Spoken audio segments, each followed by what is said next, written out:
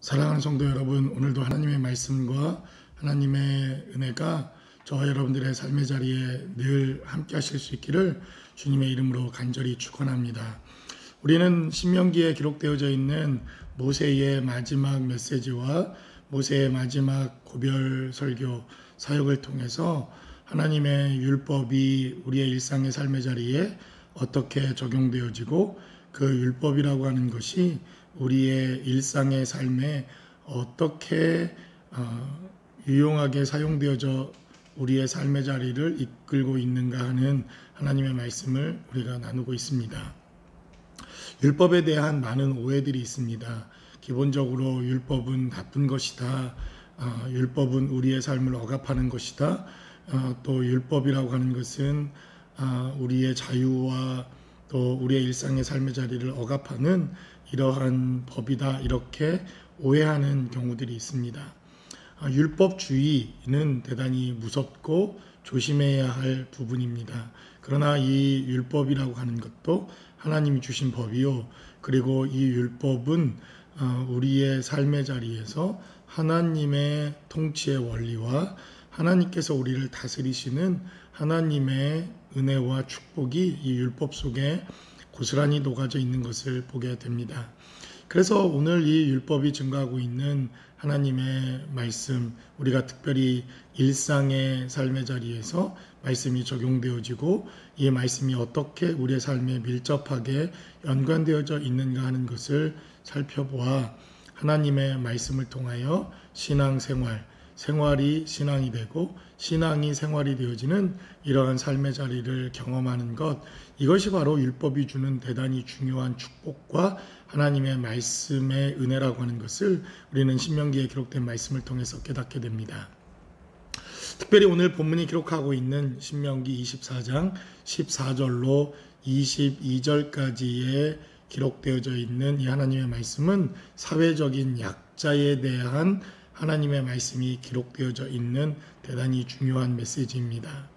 특별히 율법이 이렇게 사회적인 약자에 대해서 소외되어진 사람들과 상대적으로 사회적으로 어려움을 겪을 수 있는 사람들에 대한 하나님의 말씀과 하나님의 또 율법이 제정되어 있다고 하는 것은 하나님께서 어떤 분이신가 하는 것을 우리가 깨달아 알 수 있는 대목입니다. 하나님은 우리를 보호하시고 우리를 사랑하실 뿐만 아니라 우리의 모든 것들을 책임지시는 하나님이라고 하는 사실을 우리는 망각해서는 안 됩니다. 구약의 하나님도 바로 우리를 사랑하시고 여전히 우리를 돌보시며 우리의 필요한 것들을 채워주시는 공급자 하나님이라고 하는 사실을 우리는 늘 기억해야 합니다. 그래서 오늘 본문에 기록되어져 있는 메시지를 살펴보면 14절로부터 본문은 이렇게 증거합니다. 곤궁하고 비난한 품꾼은 너희 형제든지 내 땅 성문 안에 우거하는 객이든지 그를 학대하지 말며, 그리고 그의 품삯을 해가 지기 이전에 필요한 것들을 공급하라. 성경은 이렇게 증거하는 것을 봅니다. 갑을 관계, 갑과 을의 관계, 이것이 사회적인 많은 문제들을 이루는 것이 사실입니다. 미국 땅에 살아가는 우리도 빈부의 격차, 인종의 차별, 계층의 문제들, 또 코로나 바이러스로 인해서 계층 간의 격차와 계층 간의 여러 가지 어려움들은 더 심화되어지고 더 많은 문제들이 발생되어지고 야기되어질 것을 우리는 얼마든지 예상할 수가 있습니다. 이러한 예상이 가능하고 이러한 예측이 가능한 이러한 시점에서 오늘 본문이 기록하고 있는 말씀을 우리가 살펴보는 것은 대단히 중요하다고 여겨집니다. 특별히 15절은 기록하기를 그 품삯을 당일에 주고 해진 후까지 미루지 말라. 이는 그가 가난함으로 그 품삯을 간절히 바람이라. 가난에 처해져 있다고 하는 것, 물질에 어려움이 있다고 하는 것, 그리고 어떠한 품삯에 의존하여 삶을 살아가는 사람들에게 있어서 이 하루하루의 품삯은 삶에 직결되는 문제라고 하는 것을 알 수가 있습니다. 특별히 코로나 바이러스 사태로 인해서 많은 경제적인 어려움들과 그리고 이러한 경제적인 위기들이 찾아올 것을 우리가 예상해 볼 때 우리보다 어려운 환경과 상황 가운데 있는 사람들을 돌아보는 것, 이것 또한 역시 하나님의 교회가 감당해야 할 대단히 중요한 몫이라고 여겨집니다.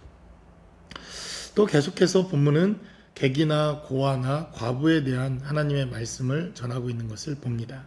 17절에 기록된 대로 너는 객이나 고아의 송사를 억울하게 하지 말며 과부의 옷을 전당 잡지 말라. 성경은 이렇게 증가합니다. 가장 극빈한 자, 사회적으로 가장 어려운 자, 사회적으로 가장 소외되어지고 사회적인 보장제도 안에 들어올 수 없었던 객이나 과부나 고아에 대한 하나님의 돌보심과 하나님의 메시지가 본문 가운데 기록되어져 있습니다. 특별히 하나님께서는 모세에게 말씀을 증거하시면서 모세를 통하여 여러 차례 우리가 애굽 땅에서 객이 되어지고 애굽 땅에서 노예 신분으로 있었다고 하는 사실을 잊지 말라, 이렇게 하나님께서 말씀하시는 것을 봅니다. 400년 동안 그들은 그 땅의 삶을 자리 잡고 살았지만 그 땅의 주인이 아니라 여전히 객이었다고 하는 사실을 기억하라는 것입니다. 400년이라고 하는 세월의 시간을 그 땅에서 정착했다고 한다면 그들은 그 땅의 주인입니다. 객이 될 수 없는 이러한 세월의 무게입니다. 그럼에도 불구하고 하나님께서는 가야 할 땅, 가나안 땅이 있었기에 그 땅에 비록 400년을 정착하고 살았지만 그 땅은 영원한 정착지가 아니라 그 땅에 잠깐 머물러야 할 땅이었다고 하는 사실을 늘 이스라엘 백성들에게 상기시키고 있습니다. 그래서 객과 고아와 과부와 이러한 소외계층의 어려움 가운데 있었던 사람들에 대하여 하나님께서는 늘 긍휼한 마음과 하나님의 사랑을 베풀었다고 하는 사실을 우리는 잊지 말아야 합니다.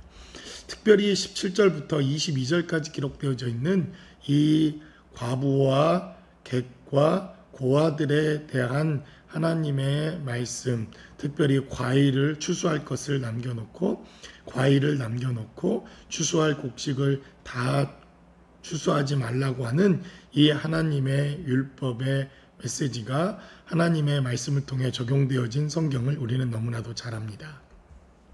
바로 룻기라고 하는 하나님의 말씀을 통해서 이 본문의 메시지가 이스라엘 백성들의 일상의 삶의 자리에 미쳤던 영향과 하나님의 구속사에 있어서 얼마나 대단히 중요한 위치를 차지하고 있었는가 하는 것을 우리가 알 수 있다는 것입니다. 고아와 과부가 되어진 룻과 나오미, 그의 가정, 지아비를 잃고 남편을 잃고 가장 가정의 근원이 되어야 할 남자를 잃어버린 이 가정에 하나님의 율법과 하나님의 말씀이 없었다고 한다면 룻과 나오미는 다시 일상의 삶으로 돌아오는데 대단히 어려움을 겪었을 것입니다. 이러한 하나님의 율법과 하나님의 말씀을 잘 지켰던 보아스라고 하는 사람의 삶을 통해서 하나님은 룻과 나오미를 구원했을 뿐만 아니라 룻과 나오미라고 하는 이 가정을 통해 메시아가 이 땅에 오는 놀라운 하나님의 역사를 이루시는 것을 보게 된다는 것입니다. 바로 추수하는 그곳에가 이삭을 줍고 있었던 룻을 통해서 하나님은 바로 그 가정에 다윗의 왕자가 왕권이 계승되어지는 이러한 역사적인 놀라운 생명의 축복과 역사를 이루어 가시는 은혜가 있었던 것을 보게 됩니다. 그래서 19절에 기록된 대로 내가 밭에서 곡식을 뺄 때에 그 한 뭇을 밭에 잃어버렸거든 다시 가서 가져오지 말고 나그네와 고아와 가부를 위하여 남겨두라. 그리하면 내 하나님 여호와께서 내 손으로 하는 모든 일에 복을 내리실 것이다. 성경은 이렇게 증가합니다. 여러분, 코로나 바이러스 사태로 인해서 우리 일상의 삶을 돌보는 것도 대단히 어렵고 힘들 줄로 믿습니다. 그런데 이때가 우리의 삶의 자리, 나누어야 될 삶의 자리라고 여겨집니다. 우리보다 더 어려운 이웃이 있다고 한다면, 우리보다 더 고단하고 힘든 상황 가운데 있는 이웃이 있다고 한다면, 여러분, 우리의 조그마한 것이라도 나누고 삶을 함께 할 수 있는 삶의 여정이 되어질 때 우리는 일상의 삶의 자리에서 하나님이 주시는 이 말씀의 축복과 은혜를 누릴 수 있다고 믿습니다. 교회적으로도 여러 가지 어려운 환경과 상황이 되어지지만 우리가 다시 일상으로 돌아오고 하나님의 교회가 일상의 예배로 다시 돌아오면 가장 먼저 우리가 해야 할 일도 우리 이웃의 어려움과 이웃의 형편을 돌아보는 일이 되어야 하지 않을까 이렇게 생각합니다. 여러분들의 삶의 자리에서 이렇게 조그마한 삶의 나눔과 배품을 통해서 메시아가 오는 엄청난 하나님의 구속사의 사역이 이루어지고 하나님의 나라가 이루어질 수 있다고 하는 사실을 우리가 오늘도 깨닫고 저와 여러분들의 삶의 자리에 차고 넘치는 하나님의 은혜가 늘 함께 하실 수 있기를 주님의 이름으로 간절히 축원합니다.